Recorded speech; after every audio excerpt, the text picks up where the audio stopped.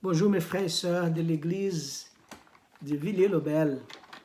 C'est toujours bon d'être ensemble, même si nous ne pouvons pas être ensemble de corps, nous pouvons être ensemble de cœur.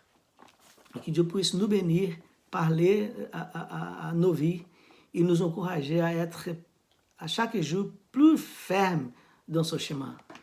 Nous sommes en train de vivre par des moments difficiles dans le monde entier à cause du coronavirus, mais Dieu a toujours quelque chose à nous dire pour nous fortifier dans la foi.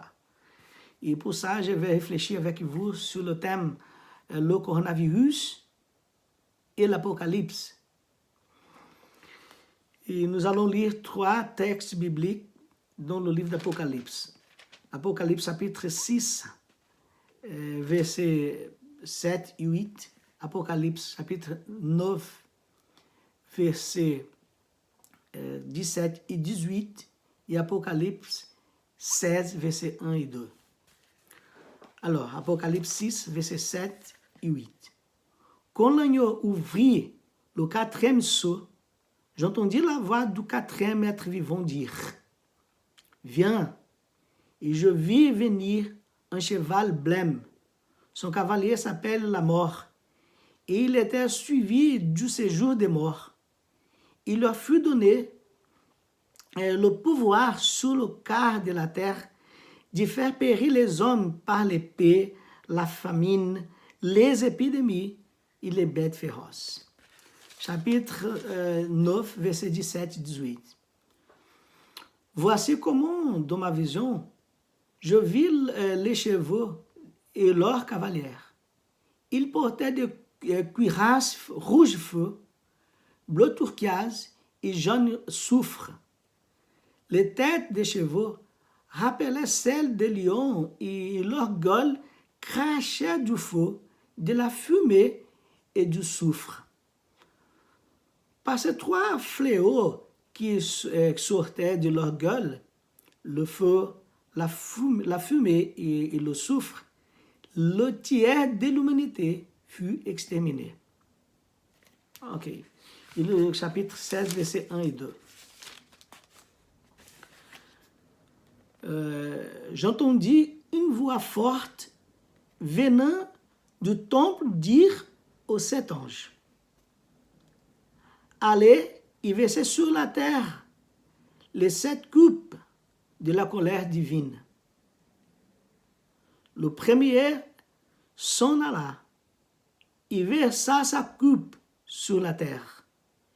Une serre malin et douloureux frappa les hommes qui portaient la marque de la bête et qui adoraient son image. Alors,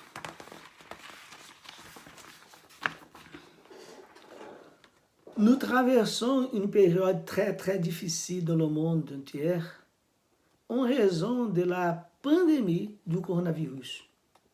Bien que le monde ait déjà traversé des périodes beaucoup plus difficiles avec d'autres épidémies, ce moment actuel a bouleversé les gens du monde entier.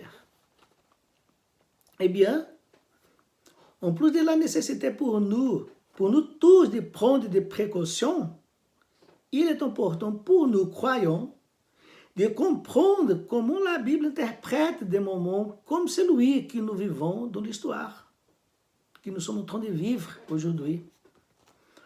Nombreux sont ceux qui disent que la fin du monde est proche à cause de cette épidémie. Mais, qu'en dit vraiment la Bible? Le livre d'Apocalypse nous aide à comprendre ce moment, ainsi que toute l'histoire humaine. Mais avant d'analyser le texte, il est important de bien comprendre le but du livre d'Apocalypse. La façon la plus courante d'interpréter le livre d'Apocalypse est comme un livre qui fait des prédictions. Et au fur et à mesure que l'histoire se déroule, les gens identifient dans l'Apocalypse l'accomplissement de leur prophétie. Cependant, lorsque nous étudions attentivement le livre d'Apocalypse, nous voyons que son but n'était pas de faire des prédictions de l'histoire, mais d'interpréter l'histoire dans le but de réconforter les églises, les chrétiens, au milieu des persécutions qu'ils subissaient, des persécutions et de souffrances. Ainsi, nous pouvons dire comme si Jean, son auteur, l'avait dit, jusqu'à la fin de l'histoire, toutes ces choses arriveront. La mort, la faim, la maladie, mais restez ferme dans la foi, parce que Jésus est victorieux et l'Église triomphe avec lui. Ainsi, nous pouvons voir que tout le contenu de l'Apocalypse révèle les événements qui viendront sur l'humanité comme une bataille spirituelle entre Jésus et Satan, représentés dans la bataille de l'Église contre les forces spirituelles qui agissent, forces spirituelles du mal qui agissent dans le monde. Et Dieu contrôle tout pour le but de révéler sa puissance, son amour et sa justice, en espérant que les hommes qui ne croient pas en lui se répandent de leurs péchés et se tournent vers lui. Mais il faut interpréter le texte biblique, tout le texte que nous venons de lire, il faut les interpréter. Il y a 3 fois où Dieu va envoyer cette plaie sur la terre, représentée par la rupture de 7 sceaux, le son de 7 trompettes et les 7 fléaux. Du chapitre 6 au chapitre 16, nous pouvons voir toutes ces choses. Le fait est que les 7 plaies annoncées à travers chacun de ces éléments sont racontées différemment. En d'autres termes, ce sont des plaies qui se manifestent à travers la nature, les rivières et les mers, les étoiles du ciel, les guerres et les morts, à travers l'épée, à travers aussi les maladies. Bien que certains interprètent le livre d'Apocalypse comme des événements qui viendront sur la terre en l'ordre, le fait est que la structure du livre ne permet pas cette interprétation. Il ne montre que ces événements viendront sur la terre à plusieurs reprises jusqu'à la fin. Qu'est-ce que tout cela signifie? Cela signifie que l'interprétation du livre d'Apocalypse ne peut pas être déconnectée de son but, qui n'est pas de faire une sorte de calendrier de l'histoire humaine, mais d'alerter l'Église sur les souffrances qui viendront sur la terre jusqu'à la fin, et qu'elle, l'Église, doit rester ferme dans la foi, car Jésus est le vainqueur, et elle, l'Église, gagne avec lui. Le chapitre 6, verset 7 et 8, 9, verset 17 et 18, et 16, verset 1 et 2, parlent de décès qui surviendraient sur l'humanité par la maladie, dont autre chose, bien sûr, mais aussi par la maladie. Dans le chapitre 6, verset 7 et 8, lorsque le 4e sceau s'est brisé, la maladie est l'un des mots représentés sur la figure du cheval blême et de son cavalier. Dans le chapitre 9, verset 17 et 18, au son de la 6e trompette, Jean parle d'une armée de démons qui viendrait férocement et provoquerait la mort et la terreur sur la terre. Comme la manière dont les décès surviendraient n'est pas expliqué, il est possible de considérer les maladies comme un facteur. Bien sûr qu'il y a d'autres facteurs, mais aussi la maladie aussi, ou les maladies aussi. Et dans le chapitre 16, versets 1 et 2, lorsque le premier fléau est répandu, j'en parle de personnes qui seront attaquées par des blessures douloureuses et mortelles. Cela dit, ce qui peut facilement être conclu, c'est que des flux de malades et d'épidémies étaient déjà prédits dans le livre d'Apocalypse comme des événements qui se produisent sur la terre au cours de l'histoire humaine. Cependant, le livre d'Apocalypse ne dit pas qu'après ces choses, ces maladies, tous ces événements, qu'après ces choses, sera la fin. Non, mais que jusqu'à la fin, ces choses arriveront et se répéteront. La preuve en est que ce thème est répété 3 fois dans le livre avant d'enregistrer comment sera la fin. Donc, cela signifie que tout ce qui se passe dans le monde au cours de l'histoire humaine est sous le contrôle de Dieu. Il accomplit ses plans, mais cela ne signifie pas que c'est la fin. Alors, le coronavirus et l'Apocalypse, oui et non. Si nous pensons en ce sens que cette pandémie est la preuve de la révélation que ces mots arriveront sur l'humanité au cours de l'histoire humaine jusqu'à la fin, la réponse est oui. Mais si nous pensons que cette pandémie est un signe que nous sommes déjà à la fin des temps, la réponse est peut-être non. Parce que pendant l'histoire humaine, il y avait beaucoup d'autres pandémies. Et nous sommes aujourd'hui là. Cela signifie que jusqu'à la fin, ces choses vont venir.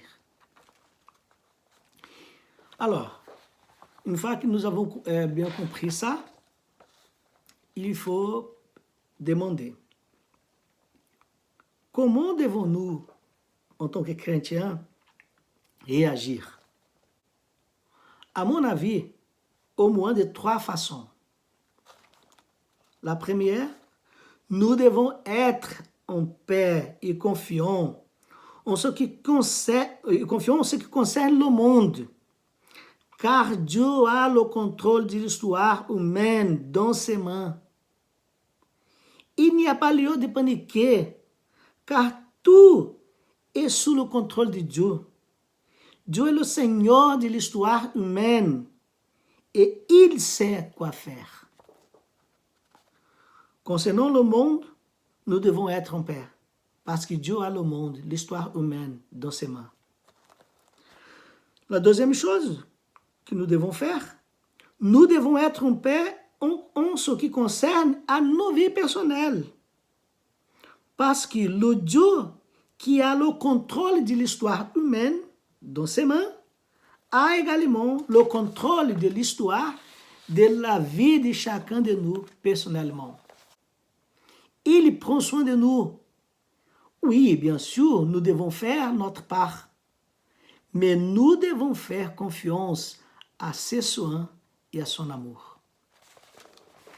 Et la troisième chose, nous devons profiter de ces moments de détresse pour partager l'amour et l'espérance que nous trouvons en Dieu. Nous devons non seulement être les détenteurs de la paix de Dieu, mais aussi et surtout leur proclamateur. Dieu nous donne une occasion de partager la paix que nous trouvons en lui. Alors, je vais répéter. Nous devons, à ce moment-là, être en paix et confiants concernant le monde, parce que Dieu a le monde dans ses mains. Il contrôle l'histoire humaine. Nous devons être en paix aussi concernant nos vies personnelles, parce que le Dieu qui contrôle l'histoire humaine contrôle aussi l'histoire de nos vies personnelles. Et nous devons aussi profiter de ce moment moments de détresse, pour partager l'amour et l'espérance que nous trouvons en Dieu. Alors, ma conclusion. Les églises de l'époque de Jean souffraient dans le monde. Et toutes les églises aujourd'hui souffrent et vont souffrir au cours de l'histoire. Mais nous ne devons pas nous décourager, car Dieu a tout dans sa main. La maladie va et vient. Les maladies vont et viennent. Mais l'amour, le pouvoir et le soin de Dieu pour nous, pour ses enfants, demeure. Ce n'est pas encore la fin. Mais jusqu'à la fin, toutes ces choses doivent arriver. Cependant, jusqu'à la fin, Dieu sera à nos côtés. Nous devons garder la foi. Nous devons garder l'espérance. Nous devons être en paix.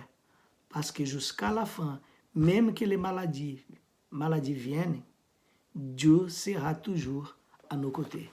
Que Dieu puisse nous bénir tous. Que Dieu puisse nous aider à marcher dans son chemin et que nous puissions, comme Église du Seigneur, être toujours plus proches les uns des autres, sinon de corps, nous pouvons le faire de cœur. Que Dieu nous bénisse tous. Amen.